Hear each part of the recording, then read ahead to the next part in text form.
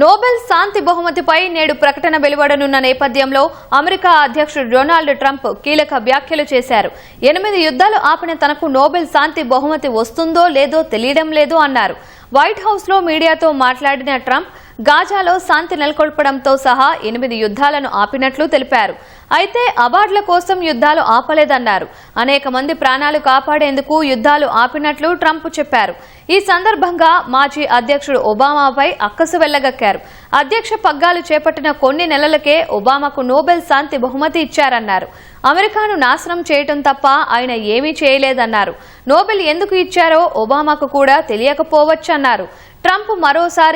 Trump రెండోసారి అధికారం చేపట్టినప్పటి నుంచి నోబెల్ బహుమతి కోసం ఆరాటపడుతున్నారు.